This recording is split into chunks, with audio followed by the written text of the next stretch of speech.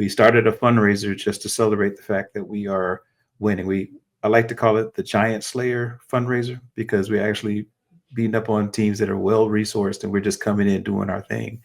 And to date, about a week into this fundraiser, we've raised about $5,000. So thank you. Let's get the vibe right. Welcome to the show. Bison Spotlight. Chip and B Smooth, bringing heat to your ears. He washing the mix, facing down all fears. From the court to the crowd where the legends are born. Howard University, we're breaking the norm. Bison Nation stands strong through thick and thin. Basketball vibes, it's more than a win. Every dribble, every shot, it's a story to tell.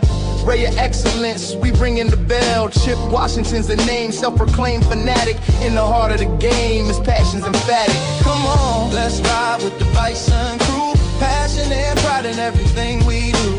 Hoops and dreams, we're reaching for the stars. Bison Brothers Podcast is who we are. Come on, let's ride with the Bison crew. Passion and pride in everything we do. Hoops and dreams, we're reaching for the stars. Bison Brothers Podcast is who we are. Welcome to the Bison Brothers Basketball Podcast, your number one home for all things Bison basketball. My name is Chip Washington, the self-professed Bison basketball fanatic.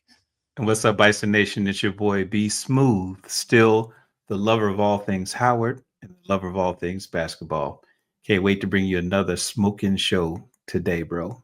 Hey, Chip, it's good to see you, man. How you been, bro? Man, I've been really, really good. I'm excited to tell everybody why we do this. Before you do, though, yes, I really want to know, because you keep saying you're media now. Before we tell people what we do here, I just need you to take a moment, because you did a media thing. Look at that. Look at that, Bison Nation. We're collecting media passes, boy. They done messed around and made us media now. Hey, before we jump in and tell people why we do what we do, take a moment, man, because I think you covered a pretty cool event over the last couple of days. Can you tell Bison Nation what you were doing? I did. I got a chance to cover the Chris Paul HBCU Classic at the Gateway Center Arena here in Atlanta, Georgia.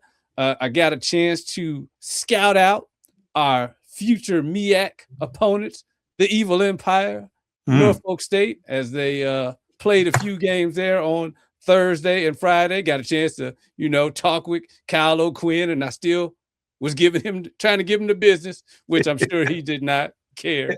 As you should. He'll know your name. He'll know your name. Indeed. And had a really cool moment.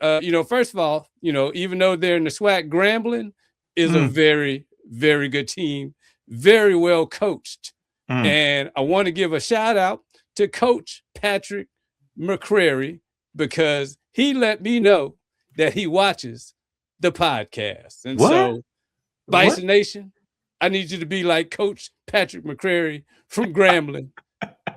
Watch the podcast. So watch the podcast. Shout out to Coach Patrick McCrary, well-coached team. Grambling, I'm glad we don't have to see them a lot. They came, to the bird and let us know. So yeah, but shout out to Coach Patrick McCrary doing an awesome job over there at Grambling at the SWAC. We thank you for watching the podcast. And so everybody, man, be like Coach Patrick McCrary from Grambling. Tell your friends to watch. How cool. Look at you walking in with your Bison Brothers basketball gear on, and he's like, hey, I follow you guys. So I appreciate you doing the reconnaissance. I know that's going to come up for us a little bit later in the show when we talk about what we're looking forward to over the holiday season here. We're coming up on the end of our non-conference schedule. It's been a quick 10 episodes, man. We're having some fun right now. I think we actually hit a pretty cool milestone too. Congratulations on your 50th full episode of Bison Brothers Basketball, Chip. You brought a vision to life, and here we are 50 reps later, 50 whole episodes later. So appreciate you bringing us to the table to tell stories that need to be told.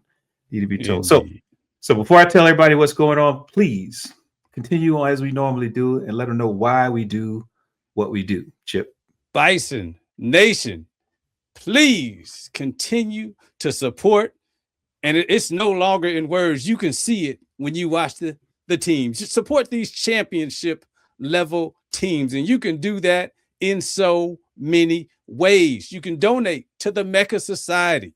That is the team's name, image, and likeness collective. You can do that by going to the mecasociety.org. You can also donate through Bison Express Booster Club at hubison.com. And you can give through FanStake at fanstake.com using the code MECA25. So do all of those things. Go to the games, butts and seats. The teams love to see you there. And so you can be like Coach Patrick McCrary at Grambling. Tell everybody about this podcast. You can see us just about anywhere. You can watch us on YouTube, on Spotify, on Apple, and you can follow us on Instagram at Bison Brothers Basketball. So do all those things. We continue to thank you for your support. And Brian, be smooth. Let's get into this show, man. I can't wait to get into it. Oh, my man. I'm always excited, bro. I'm always excited, bro. You always bring the purpose, right? We always have a purpose for what we do. So, Bison Nation, ladies and gentlemen, all our sports fans of our men and women, we have a wonderful recap show for you today. As always, we will cover recaps of the last week's games. We had some pretty cool road wins for the men. We had a couple of historic moments for the ladies. We will cover that with some cool highlights and shout out some of our videographer friends or wannabe friends because they have some content for us to share during the show. So we'll be talking about that. We'll quickly pivot to over and under reactions. I know Ewash isn't with us today. I won't care to venture what he's doing, but I know he's probably doing something positive with his kids because he's a dedicated father and he's always running around to make that happen. So we'll catch him during the preview show that's coming up soon. But you know, we're going to do our one and only over and under reactions, our favorite part of the show. We'll do a little bit of looking ahead. Like you heard earlier now, we have a couple of cool things that are coming up. We're at a good point in the season where we start turning our attention towards the conference play and even the conference tournament, which will be in a few short months. And then we'll wrap it up and we'll get out of here today. But we're looking forward to just bringing you a really cool show. So Chip, after the break, we're going to get right into these recaps. We'll start with our men. So let's sit tight and let's get ready for the next part of the show.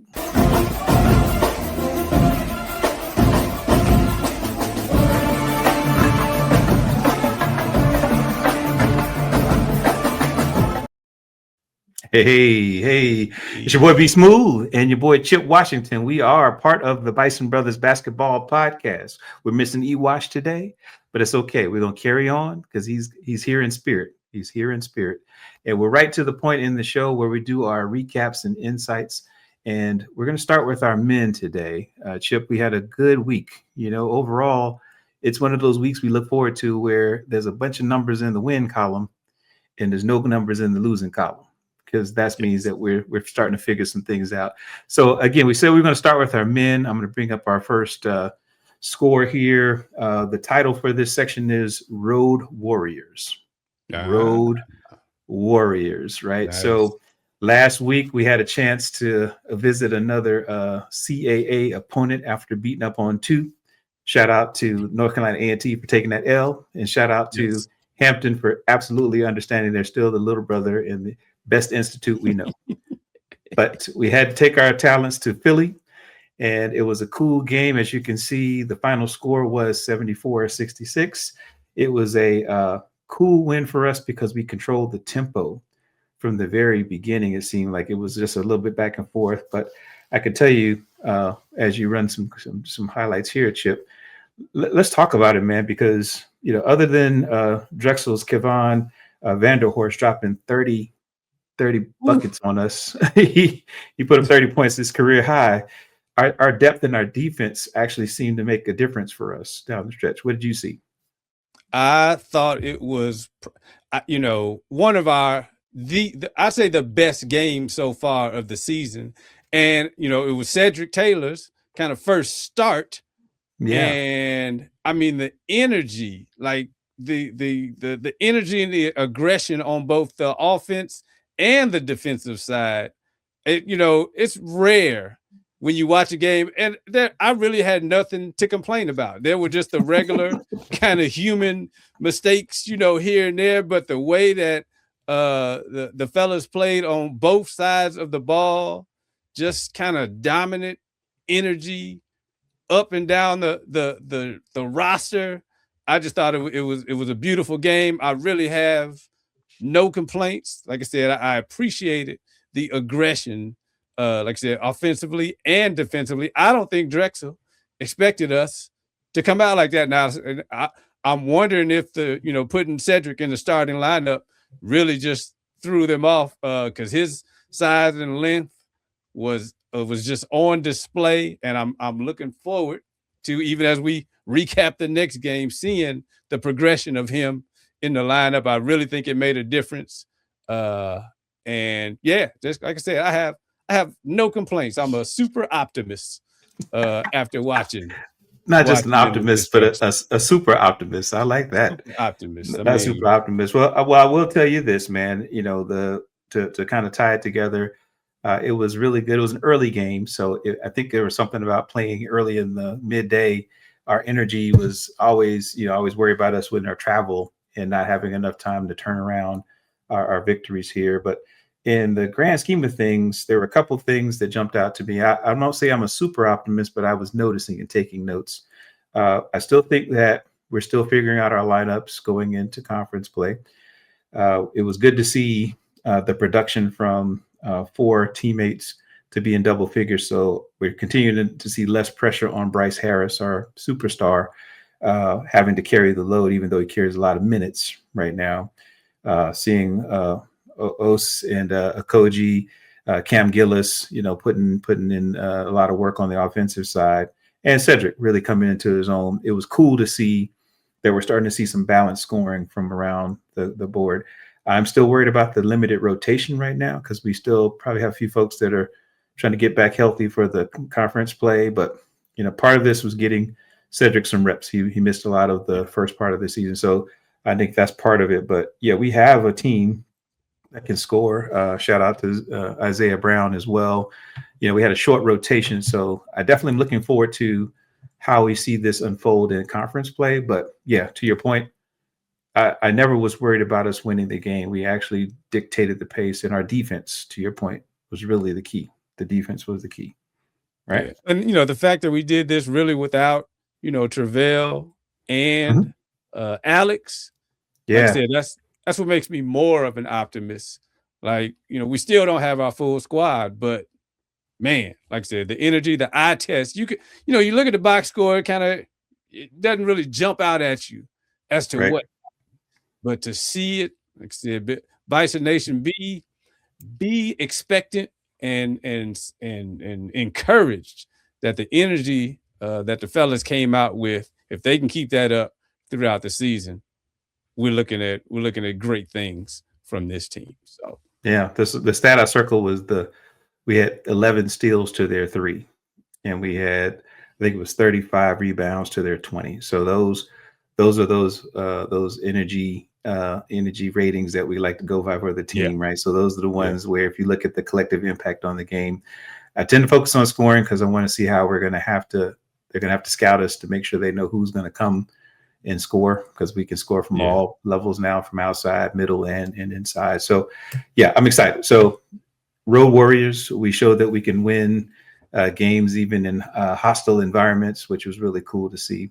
Which means, we want to talk about this next game, man, because, another CAA opponent. We had a chance to go 4-0 against CAA competition. And you know what we did? We won. What'd you do? What'd you do there, Chip? You said 6-7, 6-7. Is that how it works in the highlight there? Yeah, I like that. And so we won a nail biter, a virtual nail biter, 67-66. In Wilmington, North Carolina, this past Saturday. And it was incredible because about 5 minutes into the game, we took the lead. And we were up at halftime, I think, by 11. And we actually pushed it to almost 14 points in the second half. And then all of a sudden, the Seahawks of University of North Carolina, Wilmington, decided to say, wait a minute, this is our house.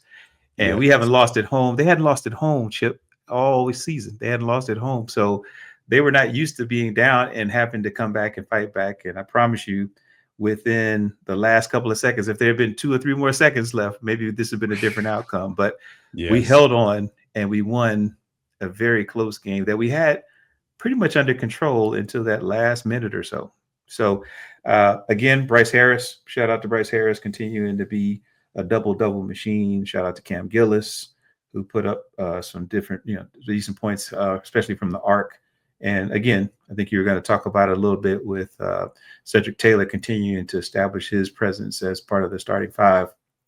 And Os Koji, he looks like a guy who was on the 2 back-to-back championship teams. So Chip, tell me more, man, because I know we tried to watch both of these and the women's games at the same time, and I promise you, I kept turning it every time the score got closer. I kept looking.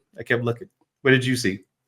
So like I said, I hate to just kind of focus on one player, but I really thought Cedric had a great impact in this game. The announcers talked about, which is surprising to hear from us, that the length bothered UNCW.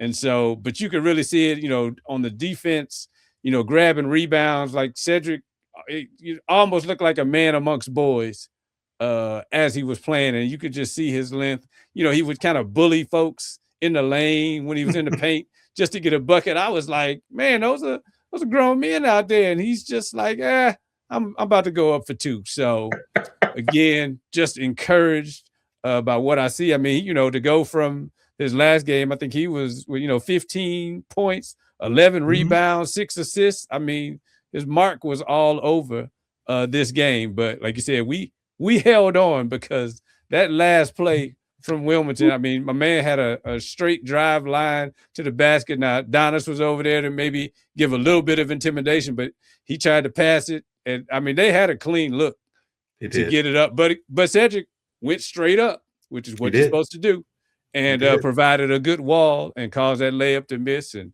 we walked away with the W. So, again, without Travell, without Alex, really without a lot of people on, no Jeremiah. And so, to walk away with a 10-1 team that's now 10-2, thanks to us, nothing but encouraged by what I saw. So let me ask you this before we wrap up the guys, because this was a great week for the guys. Road warriors, road tested, winning tough games and showing us that they can put together wins when it counts. I wanted to back up and talk a little bit about Cedric Taylor being back in the lineup, right? He's making his impact right away, as you called out with his stats and his just presence on the court. How much do you think that's taking off of Bryce having to be Superman in terms of his presence now? If I had to put a percentage on it, I'd say 70%, because he provides some of that same, kind of physical impact force in the paint that Bryce normally occupies. And so, to be able to have that, and, and he's not a selfish player. So, 6 assists, so to be able to still kind of have 2 big men that can pass while they're in the interior, I think it takes a huge load off of Bryce down low, and those broad Bryce shoulders. I think Cedric is going to be able to have a big impact on that. All right, and one last thing for the guys, because we're always learning, right? So we're collecting data, as Coach Brian Davis likes to call it, from the ladies. We're stacking days trying to figure this out. So you got to talk to me, man.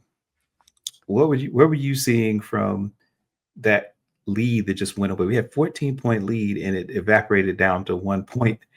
Is that a lack of killer instinct, or was UNC just better? Like, what did you see as part of that? I mean, it's a game of runs, coming out of halftime. And so, it happens at the NBA. It happens in college. I mean, we talk about it, ad nauseum. It's like, hey, the first couple of minutes of the, second half, you got to do X, Y, and Z. And we, like I said, just turnovers, not executing, and got them, back in the game. I was like, this is just basketball. So, we steadied ourselves and held on. Like I said, it's just data. I see it on all levels. You just gotta hopefully the next game, that's us making the better adjustments coming out of the half for those first 3 or 4 minutes, of the second half, and we, put our stamp on the game versus the opponent. So, well, I'm asking this question for two reasons. One, I know we talked about it in pre-production before the show. When we run so many guys and so few guys, there's always the chance that we're running low on fuel at the end of the game. So we're not seeing enough freshness of the legs when we get down to that. Because everybody we talked about the scoring, I mean, everybody was averaging almost 30 minutes a game, which is a pretty heavy load when you got a pretty deep bench like we do. So I'm trying to figure out how do we make sure that doesn't become an Achilles heel for us when we get into conference play. And then for our fans, for those who've been listening and rocking with us, we want you to chime in on the comments. You get to this part of the show.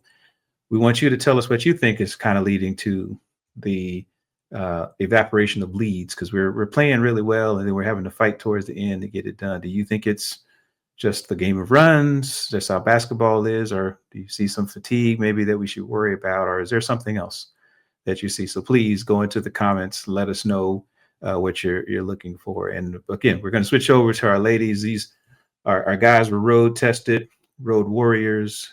This is Bryson Brothers basketball, and we are so proud to be able to tell you all the stories you need to hear. And so please continue to like and subscribe. Look for your comment, look for your engagement. We actually look for you in the crowd too. We're starting to gear up for some fan reactions we want to get on the show as we get into conference play.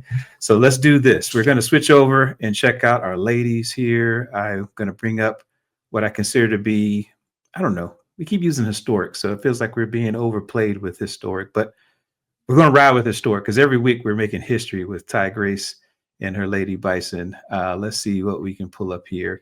So in the early part of last week, if you weren't paying attention or if you were under a rock, you know that we had been going through a couple of challenges on road games. We had gotten a chance to get right, but we played Cincinnati, and that was a matchup that we were looking forward to for a couple of reasons, primarily because in Ty Grace fashion, we don't duck anybody, we don't duck smoke.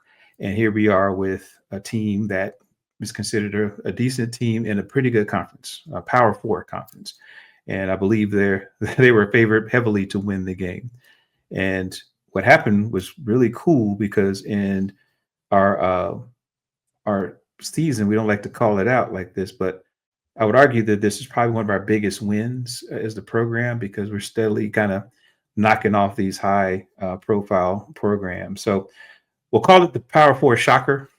This is us making history yet again. We got some highlights, compliments of the Big 12 studios. They put together kind of nice highlight reel. And as you can see, we had a lot of highlights to share.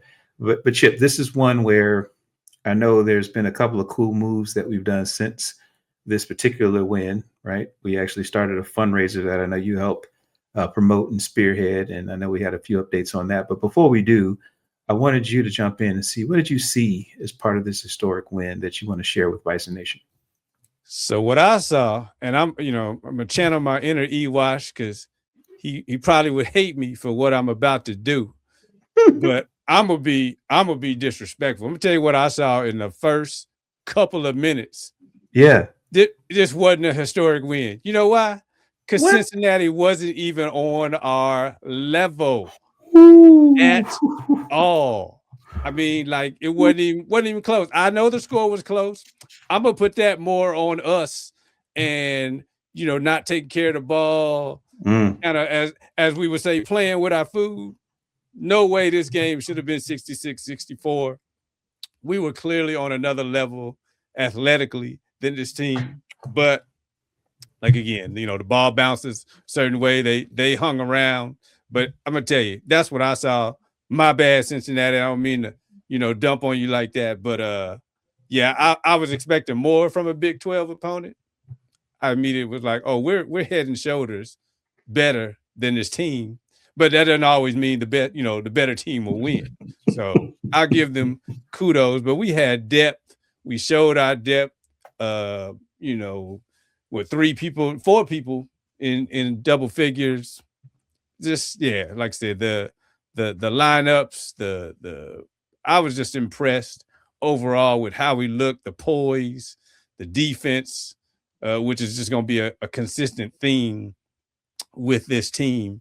Their on-ball defense, the press defense, just outstanding. So, but literally that in the first 2 minutes, I was like, oh, we're clearly way better than this team. So there was no worry, no concern. I as Zoe Stewart would say, I don't know what ESPN was thinking about favoring Cincinnati over this team. It's just bananas. Oh, shout out to Zoe Stewart. She's been you're gonna have to start doing a count of everybody who comes on after the buzzer. One of those inside access points we have for all our subscribers for Bison Brothers basketball. We bring a post press conference feel to most games when we can get hold of the team, and the coaches and the players try to jump in and let us know what they're feeling right after a game. So shout out to Zoe Stewart, who continues to emerge as one of our budding superstars for the team. I can't let you get away with what you just said, Chip, because that was disrespectful to Cincinnati. And, just to be very clear, I don't care who they look like and who they have on their team. They are part of a Power Four conference. And from a historical perspective, this is only the 5th time in our entire history that we've actually beaten a Power Four opponent. So it's not like we beat them all the time. We're beating them this year. This team is special. As you always tell me, this team is special. And so when we look at this, we can't let go of the fact that a program that is highly touted, highly publicized, and really well funded, we're actually coming in and making some things happen. And so it's super excited to see that we're playing at a level that changes the trajectory for us. So I know we talk about it now, and just as a quick aside, I wanted to make sure I ask you, like, with us winning, even though a team you didn't think was worthy of our competition, by winning against Power Four, and we've been maintaining a rank in the mid-majors. I think we're still 20 right now. We'll see the new rankings coming out soon. We've been ranked for 6 weeks of this early non-conference schedule. How do you think that changes the trajectory of our expectations? I was just hoping to win the MEAC tournament, but now I think my aspirations are a little bit higher than that, given how we're doing. What do you think? What do you think? Come on in the hyperbole pool. Yes, I'm playing. It's 6'7". I don't know. To me, shout out to the Evil Empire from last year. To me, that's the blueprint. They dominated in their non-conference and dominated the MEAC, and they got a 14 seed in the tournament. 14 seed and up is kind of what I see if we take care of business for the rest of the season. Especially having the statement wins on the schedule. Oh yeah. They laid the blueprint last year. I see us following in that path.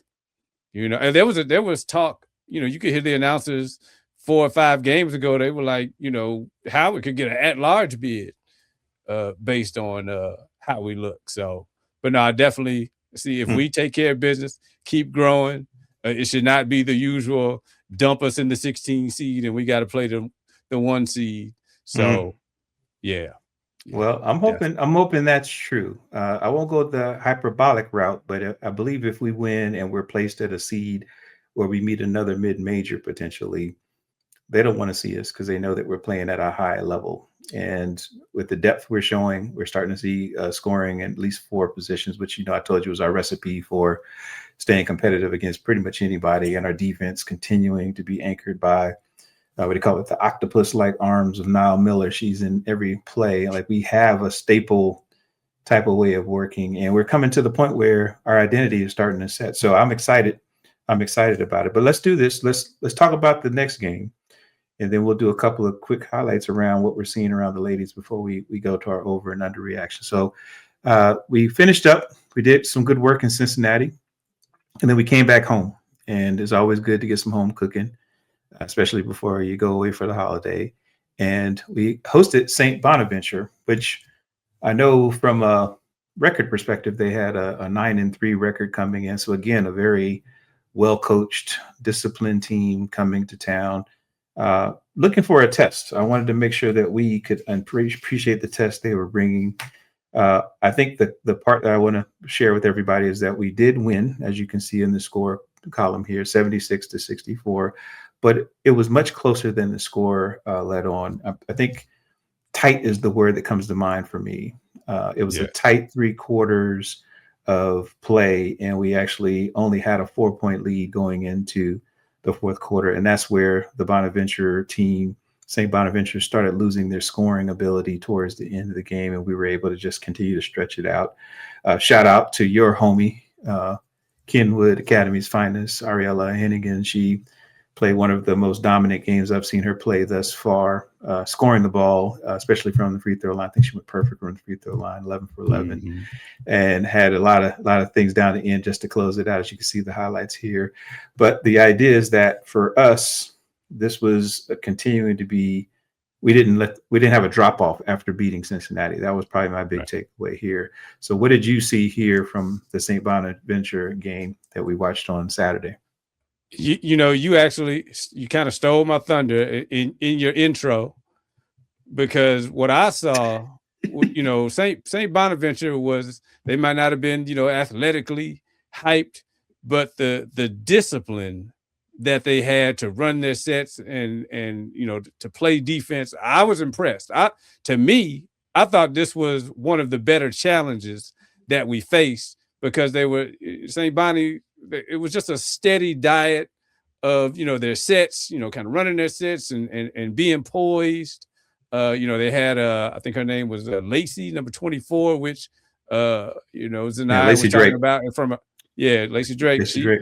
They identified her as a problem to deal with, and so they actually kind of held her under her normal averages, but you could still see she was a problem on the court. And kind of before I kind of keep talking, I want to give a shout out to Ivan. I believe his name is Ivan Make Films. He provided the footage here that we're looking at in terms of the highlights. Sharp. So definitely want to give him a shout out. He said it was cool to use his footage, so we want to give him a shout. But I was kind of impressed, like I was against Fairfield. I thought St. Bonaventure was a quality opponent, and our depth again showed its way. And I would actually say, even though Ariella had her best game, it could have been better, because she had quite a few, kind of missed bunnies, if you will, in the lane. I kind of internally joke. I say, Ariella and Cam Gillis, I think they both think they're bigger than they are when they drive the lane. Like, I think when they look in the mirror, they see a 7-footer driving the lane, because they're tough when they go to the basket.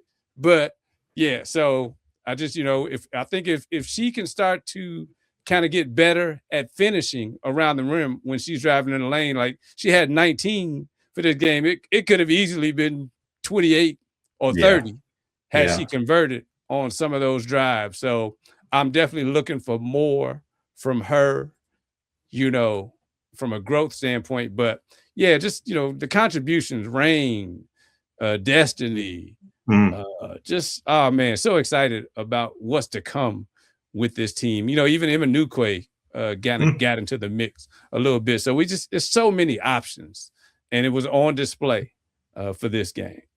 So tell me this, man, because in all seriousness, I know we're going to be looking ahead here, Bison Nation, at the MEAC tournament, or conference play rather, getting ready for the tournament.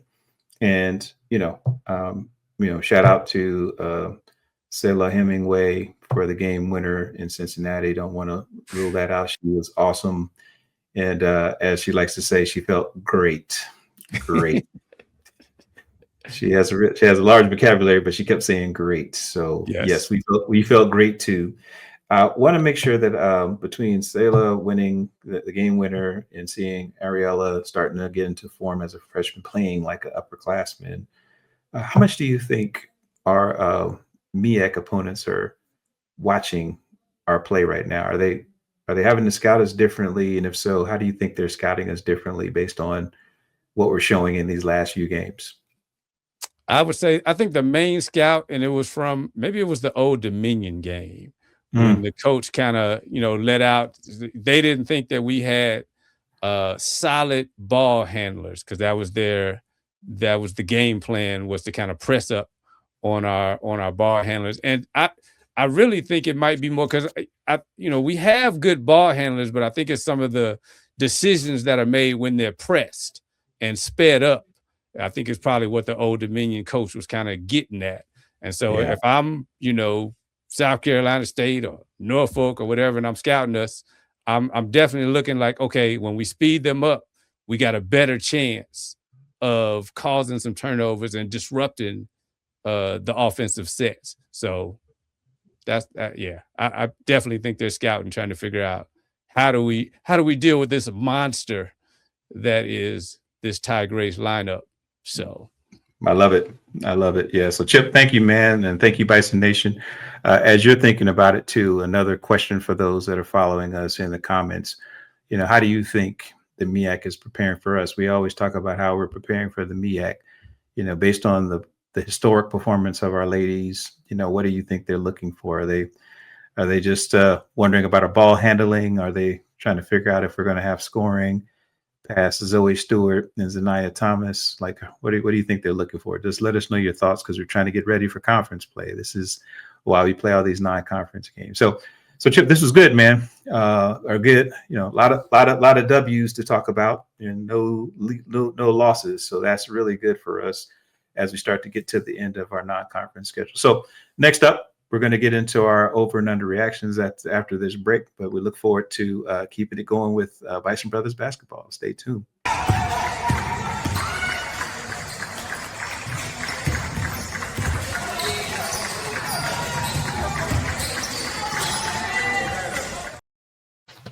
All right, welcome back. It's your boy B Smooth and Chip Washington. We are a part of the Bison Brothers basketball podcast, your number one source for all things Howard basketball. And we look forward to you continue to like and subscribe to our show. It's been wonderful. We're about 50 or so episodes in. Crazy, bro. We're having too much fun. Nobody should be having this much fun. You got a chance to hear our excellent recaps from the last week. Our Road Warriors got tested with the men, and our ladies continue to make history. And so, given that we're really close, Chip, we only got a handful of games left to cover in the non-conference schedule. It's time to really step up our game when it comes to our over and under reactions. So are you over or under today? I'm under. Okay. Today. Okay. Well, let you go first, because I have over. So you go under, and then I will go over, and we'll keep it moving today. So I'm gonna start this under reaction with an apology to the men's team, because I talk a lot about the women's team defense and how extraordinary it is. But I think I have underreacted to the point of attack defense from both Cam Gillis and Osi Okoji. The disruption that they cause to the other team reminds me, and I'll channel my inner E-Wash with an analogy. It reminds me of when Alex Caruso and Lonzo Ball first came to the Chicago Bulls. Everybody was kind of worried. Like, how was that going to work out? The Bulls weren't that big in the front court, but it didn't matter because Caruso and Lonzo Ball caused so much disruption to the other team's backcourt that it flattened everything out. And I'm seeing the same thing with Cam Gillis and Okoji. Like, their point of attack defense, I think, is going to be maybe it was just me that it was flying under the radar. So my underreaction is that duo alone is going to cause so much havoc for conference play that is something to highlight and pay attention to. I like that. And again, I think the apology will be accepted by Cam and Os because they are playing like they're on a mission, and they're starting to really vibe together, which Os is a lot bigger than we realize. So he just, it's funny when he gets on the court, you forget how much bigger he is than some of the guards he goes against. So even though Cam looks in the mirror and he sees that he's 6'8", handling the ball, Os is probably playing like he's 6'7" with all kind of wingspan, dunking on people. So I like that. So let me hit you with my overreaction here. Give it to me. And this is going to be good, right? So as I was watching both the men and women play beautifully on Saturday, right? The men down in North Carolina and the women back in the burb. there were rotations, right, that I saw from both teams that for a minute there, I said, for my overreaction this week, I believe we've seen the rotations that we plan to use to not only win a lot in conference play, but to win the actual tournament. All right. So if you stay with me, the women have always been able to anchor themselves around one or two players. So if I look at my notes here, I got Nile Miller, who's an anchor on defense and a rebounding machine. And scores what we need to. You got Z Paynes and Zenniah Thomas, who's our perennial MEAC player of the year that's getting accolades left and right.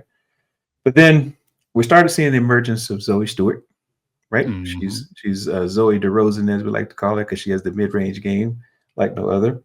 And Ariella is starting to really come into form. So that's 4. And what I saw in the game, especially on Saturday, was Destiny Bynum Johnson starting to emerge as a defensive and offensive threat. In that lineup, I think the Golden State Warriors used to call that the death lineup, where you put all your guards in there that can handle the ball and can get around and do their things. That lineup is going to be formidable. And I think that's the one that may actually wind up having us be not only a number 1 seed, but also potentially pull off the championship. So I see that for the ladies.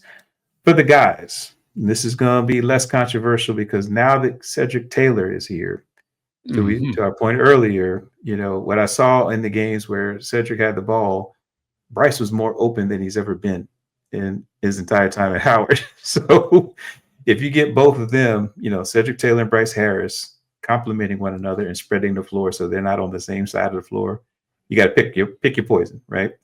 Cam Gillis is actually shooting well in addition to the defense you called out.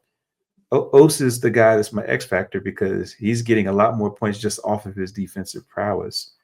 And you add in, this is going to be a surprise one for you. It's not Donis. I know you think he's our best player ever, but I think Ed Holland is going to wind up being our guy.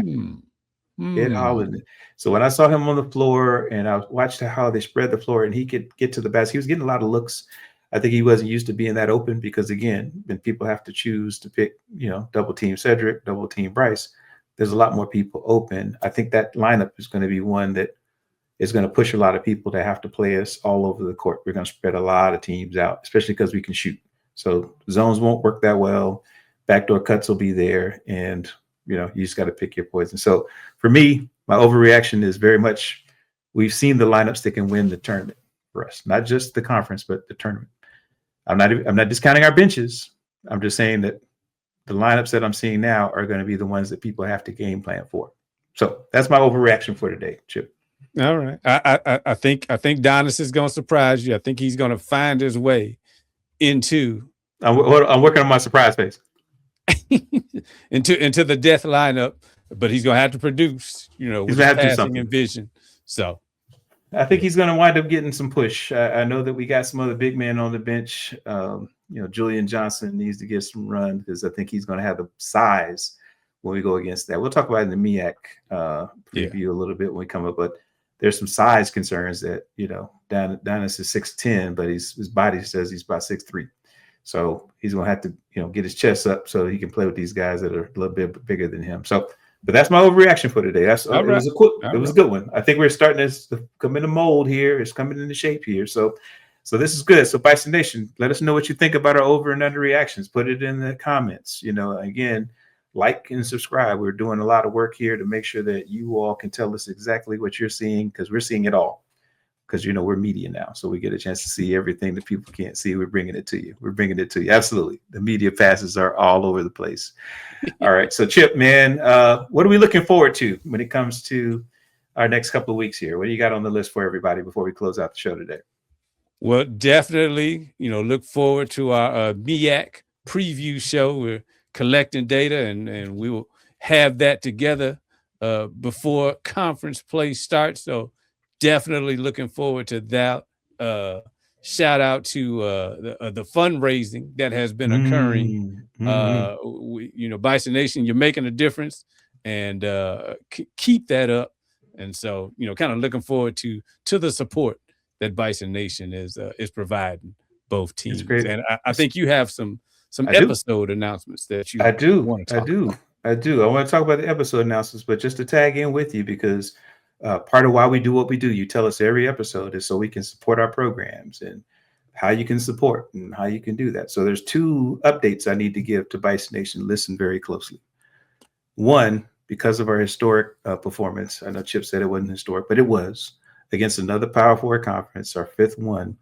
We started a fundraiser just to celebrate the fact that we are winning. I like to call it the Giant Slayer fundraiser because we actually beating up on teams that are well resourced and we're just coming in doing our thing. And to date, about a week into this fundraiser, we've raised about $5,000. So thank you, Bison Nation. Thank you for the handful or so of us that have said this is a program worth putting money on. It's more time to give, and please continue to give. The other thing I want to update you on really quickly is, and Chip's talked about it, we still have an anonymous donor that wants to match up to $25,000 in what we give to the program, especially the men's program. And in that space, we are going to make sure that you know that we're about halfway there. So about $11,000 has been raised so far. So there's more time to give more because there's a matching up to $25,000. So to your point, Chip, we got to give. And what we're also looking forward to is that it's the holiday season. Yeah, happy holidays, my brother. We are in happy holidays, Bison Nation. And so part of our holiday pack here is that in addition to the wrap up we're going to have for the non-conference as well as the MEAC preview, we're also going to drop the rest of the parts of the episodes we have with Ty Grace. You know, you all enjoyed the first part really well, so we're going to get parts 2 and 3 out there for you to consume before we get too far into conference play. And we're going to release the set for Coach KB. We're absolutely going to release that set because that's going to allow you to hear what we learned before the season started. And it'll be fun because where we are in the season based on what they told us, you're going to think we were reading their minds before we came up with these episodes. So stay tuned. You know, we're going to have a couple of releases around Christmas. We're going to release some around New Year's, but the idea is that there's going to be a couple of packs of content that we're going to do what we can. All right. So that's what I'm looking forward to, Chip. So hopefully you can let people know how we're going to close out the show today, man. This has been a great one. It's been a great one. Hey, Bison Nation, thank you again for tuning in. We so appreciate your support. Remember to be like Grambling's coach, Patrick McCrary, and watch the show. Tell everybody about the show. You can hear us just about anywhere. You can hear us on YouTube, on Spotify, on Apple, and you can follow us on Instagram at Bison Brothers Basketball. And please, as you are already doing, continue to support with your finances these championship teams. And you can do that by going to the MECA Society at themecasociety.org. And when you go there, there's links specifically for the men and the women's team. So you can make your choice as you do your donation and just continue to go to the games. We're coming up on conference season. When they're at the Burr, go to the Burr. Should pack it out because you got championship level teams and they deserve championship level attendance at the Burr. So make that happen. And when they're on the road at South Carolina State or North Carolina Central, you name it, Bison Nation, we need to be in the house. And so that's all I want to say before we close out this show. I want to welcome my man B Smooth back to the stage. And Bison Nation, we're going to end this show like we end all of our shows in this happy holiday spirit. And that is HU. You know.